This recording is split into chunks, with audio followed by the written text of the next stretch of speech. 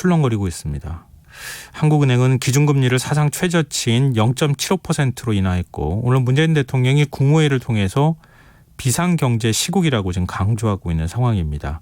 직접 회의를 주재해서 특단의 대책을 추진하겠다는 얘기도 했습니다. 오늘 이슈와 인물을 더 깊이 들여다보는 인터뷰 시간에서는 현재 국내외 경제 금융 상황과 대응 방안에 대해 숭실대학교 금융경제학과 홍춘욱 겸임교수와 얘기 나눠보도록 하겠습니다. 홍 교수님 안녕하십니까? 네, 안녕하세요. 네, 지금 글로벌 금융시장의 상황이 어느 정도 심각한지 먼저 좀 정리를 해주시면 어떨까요? 네, 1987년 블랙 먼데이라고 있었습니다. 네. 10월 달에 있어서 10월이 이제 주식시장이 약세를 보이는 달이라는 징크스를 갖게 되는 날인데요. 이날 하루에 주가가 22% 폭락했습니다. 네, 그 기록을 전날, 그러니까 이제 16일 날 미국 시장으로 16일 날 마이너스 13%를 기록하면서 깰 뻔했죠. 네.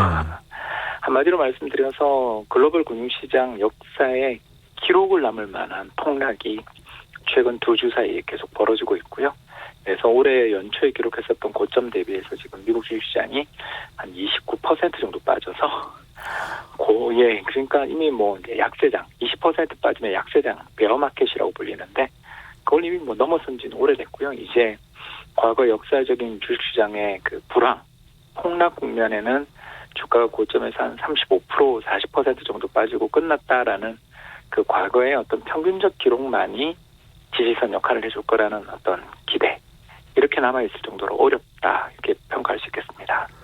국내 증시 상황 같은 경우 오늘은 조금 좀 방어하는 듯한 모습을 보였지만 어제 그제 계속 연이어 지금 뭐 거의 폭락이라고 얘기할 정도로 많이 떨어졌는데요. 국내 증시 상황은 어떻게 평가할 수 있을까요? 네, 일단 외국인 매도가 멈추질 않고 있어요. 유가증권 시장에서 외국인이 1조 넘게 팔았습니다. 이렇게 되니 그래서 지금 1670선 그래서 코스피 지수 기준으로 우리나라를 대표하는 주가 지수잖아요. 네. 이 지수가 1700포인트 아래로 내려간 거는 8년 5개월 만에. 그러니까 2012년 그때 유럽 재정위기 혹시 기억나십니까? 네. 예, 그 그리스의 국가부채 통계가 좀 잘못 기록된 거 아니냐? 이 의혹부터 시작해서 지금 뭐 고통받고 있는 이탈리아라든가 스페인 같은 나라들까지 연이어 전부 국가 부채 문제가 부각됐던 그때 2011년 말입니다. 이때 이후 지금 8년 5개월 만에 처음으로 1700선 밑에 있으니까 주식시장이 정말 너무나 힘든 시기를 보내고 있다 이렇게 볼 수 있겠죠. 지금 공포 장세가 형성됐다 뭐 이런 평가도 하던데요. 이 지금 이유는 그러면 코로나19 때문이다 이렇게 간단하게 정리할 수 있을까요? 맞습니다. 오늘 그 주식시장을 이렇게 끌어내렸던 이유 중에 또 하나가 전날 이제 미 증시가 많이 빠진 게 첫 번째 이유겠죠. 네. 근데 이제 그게 또 이런 공포를 더욱더 자극한 게 뭐냐면 중국의 1, 2월 산업 생산 그러니까 춘제 있지 않습니까? 우리 설 연휴에 해당되는 춘제 때 네. 너무 많은 사람들이 고향을 오가니까 그 연휴가 길잖아요. 그래서 그 문제를 해결하기 위해서 1월과 2월을 평균해서 통계를 이렇게 작성하게 되는데 지난해 대비해서 산업 생산이 마이너스 13.5%. 그러니까 중국 통계 작성 이후 최악의 달이었습니다. 30년 만에 네. 처음으로 마이너스를 기록했고 그 마이너스 폭도 마이너스 13.5. 한마디로 말해서 산업 생산이 거의 뭐 중단된 상황이었다라고 이렇게밖에 말할 수 없을 정도로 경기가 안 좋았고요. 연이어서 또 그 미국의 뉴욕 연은이라고 12개 지역 연은이 있는데요. 이 연은 중에 하나인 뉴욕 연은이 발표하는 엠파이어 스테이트, 그러니까 뉴욕주의 별칭입니다. 네. 이름이 거하죠. 네. 예, 엠파이어 스테이트 지수라는 지수가 있는데 이 지수가 이제 지난달만 해도 이제 플러스 마이너스로 움직이는 그런 지수입니다. 이 지수만 해도 뭐 대략 한 플러스 한 15포인트, 12포인트 정도에서 왔다 갔다 했었는데 네. 이번 달 지표가 얼마가 나왔냐면 마이너스 21이 나왔다. 그러니까 30포인트 정도가 빠져버린 겁니다. 네. 이 지수가 경기가 좋을 때는 한 20, 경기가 좀 나쁠 땐 마이너스 30 정도를 기록하는 지표인데 이번에 마이너스 21.5니까 한마디로 말해서 그 서베이 그러니까 설문조사에 참석했었던 그 뉴욕주에 있는 수많은 제조업체들, 뭐 바이오 기업들이 지난달에 비해서 이번 달 너무 경기가 나빠졌어요라고 일제히 그냥 합창을 한 거죠. 이러니 시장 참가자들의 이 공포가 좀 진정되기가 아직은 어려운 여건에서 악순환이, 그러니까 미국장 빠지면 또 그다음 한국장 또 뭐 아시아장이 빠지면 또 이게 유럽으로 연결되는, 자꾸 매일처럼 24시간 시장이 거래되다 보니까 공포가 계속 공포를 낳는 이런 모습이라고 볼 수 있겠습니다. 네, 이런 증시 흐름에서 개인 투자자들은 어떻게 해야 할까요? 거의 패닉 상태에 가깝다 이렇게도 얘기할 수 있을 것 같은데. 그러겠죠. 오늘도 그 외국인 투자자들의 대규모 매도에 맞서서 우리 국내 개인 투자자들이 6천억 원이나 순매수를 기록했어요. 이런 걸 보면 예전에 비해서 한국 국내 투자자들이 좀 주가 폭락하고 그러면 예전에는 사실 같이 팔았잖아요. 네. 그런 거에 비해 좀 저가 매수를 하는 모습을 보여주고는 있는데, 이 저가 매수를 하시는 분들한테 저희들이 꼭 말씀드리는 게, 돈 빌려서 투자하는 거는 조금 대항하시는 게 좋다. 이런 말씀을 좀 많이 드리는데요. 여윳돈이 있으신 분들은 투자를 해도 괜찮습니까? 지금 너무 위험하지 않습니까? 위험하죠. 위험한데 종목별로 살펴보면 지금 은행 예금금리가 우리 0.75%잖아요. 네. 참 정말 상상을 못할 금리가 됐습니다.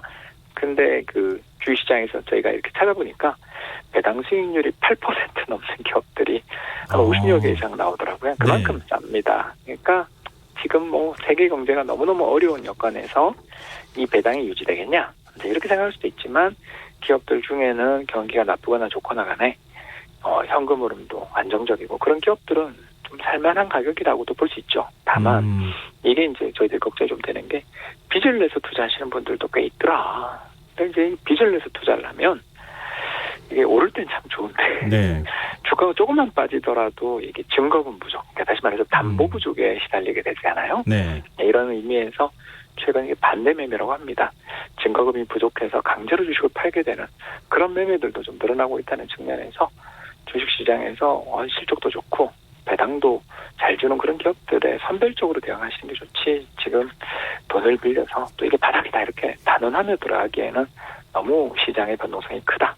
공포가 시장을 지배하고 있다고 볼 수 있겠습니다. 네, 교수님 말씀을 좀 정리하면, 지금은 때는 아니지만 굳이 투자를 지금 이렇게 저가 매수를 하시고 싶으신 분들이 있으시다면 여윳돈이 있거나 또 그렇죠. 그런 기업들을 선정할 때 배당이 좀 많이 이루어지는 그런 기업을 선정하시는 게 좋겠다.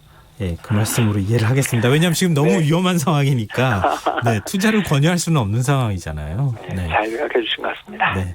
그런데 그 지금 금리도 앞서 말씀해 주셨던 것처럼 국내에도 뭐 지금 그 사상 초유의 0%대 금리로 내려가 있는 상황이고, 미국이나 유럽 전부 다 지금 거의 제로 금리라고 해도 과언이 아닌데요. 이렇게 양적 완화를 하는 이유는 뭡니까?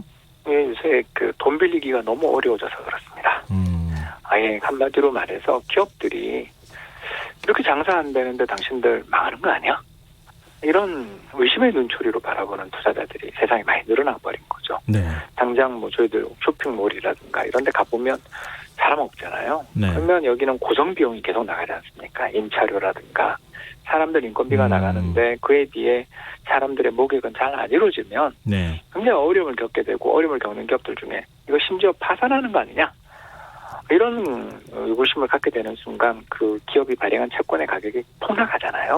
또 자금 조달도 어려워지고, 이렇게 되면 일시적인 충격이 이 항구적인 충격이에요. 다시 말해서 기업이 파산하거나 또는 근로자들이 그냥 잘려버리면, 해고당해버리면 이 뒤에 감당이 더 어려워지지 않습니까? 그러니까 어떻게든 금리, 이자 부담이라도 좀 덜어주자. 그리고 또 이렇게 돈을 풀어서 당신들을 살리려고 하니까 조금만 참으세요라는 어떤 일종의 신호 역할도 했다라고 볼 수 있겠습니다. 근데 자금 조달을 좀 쉽게 해서 지금 이 상황을 좀 버틸 수 있도록 해줘야겠다. 이제 이런 의도인데, 그러면은 금융 정책으로서 이 양적 완화 이것만 가지고 지금 부족하다는 거 아닙니까? 지금 미국 정부가 양적 완화 발표했지만 사실 증시에는 먹히지 않고 있잖아요. 뭔가 추가적인 재정 정책이 필요한 상황이다라고 하는 지적에 대해서는 어떻게 보십니까? 예, 동의합니다. 일단 앞서 말씀드린 것처럼 이 코로나19 바이러스 사태 때문에 사람들이 밖으로 안 나가서 생기는 문제인데, 문제는 우리나라도 그렇고 다른 나라도 그렇고 당장 그날 벌어서 먹고 사는 사람이 굉장히 많잖아요. 이런 사람들 입장에서 밖에 나가서 일 못하게 만들면 이건 좀 굴물한 이야기가 됩니다. 특히 우리나라만 보더라도 콜센터 보시면 하루를 정말 열심히 아침에는 뭐 예를 들어서 배달 일을 하시다가 콜센터 가서 일하시던 분 중에 이번에 이렇게 고통을 받는 분들 기사를 보면서 마음 아프잖아요. 네. 세상 일이 다 똑같습니다. 그럼 이 문제를 해결하기 위해서는 두 가지를 해야 되겠죠. 먼저 그 근로자들을 고용하고 있거나 또는 산업주들이 내는 세금을 좀 깎아준다거나 또는 연금 보험료라든가 이런 걸 유예시켜준다거나 자금을 빌려주는 기업들이 이게 파산하고 사람을 해고하는 문제를 좀 덜어줘야 되고요. 두 번째는 근로자들이 직장에서 일을 못하게 되는 상황이 벌어지게 될 때 그들이 긴급하게 돈을 쓰고 또 먹고 사는 문제를 해결할 수 있도록 기초적인 어떤 자금 지원 또는 푸드 쿠폰, 그러니까 쿠폰을 주면 식당 가서 밥 먹을 수 있는 거 있지 않습니까? 네. 이런 제도들을 비롯해서 다양한 수단들을 각국 선진가국들이 지금 강구하고 있는데 안타깝게도 행동에 나선 데를 아직은 찾기 어렵다. 이게 문제입니다. 그러니까 말은 무성한데 네. 직접적으로 돈을 뿌려주고 사람들한테 급하게 어려움에 처한 사람들한테 돈이 가야 되는데 나라마다 정해져 있는 정치적인 어떤 저지 또 선거 일정 이런 것들이 나라마다 다 있다 보니 아직 공조라고 하잖아요. 네. 이렇게 세계적인 중앙은행과 재정당국의 협력 또는 돈의 투입 이런 것들이 일사불란하게 이루어지기에는 아직은 안 되는 상황이라 이렇게 공포가 더 확산되는 것 같습니다. 오늘 문재인 대통령이 국무회의에서 특단의 대책을 언급했거든요. 특단의 대책이라고 하면 지금 상황에서 어떤 게 필요하다고 보십니까? 뭐 2차 추경 포함해서 말씀을 마지막으로 해주십시오. 동의합니다. 네. 예, 지금 1차 추경은 규모가 너무 적고요. 예. 또 대부분이 금융지원에 치중돼 있어요. 그렇기 때문에 2차 추경에서 아까 제가 잠깐 말씀드렸던 것처럼 4대 보험료, 네.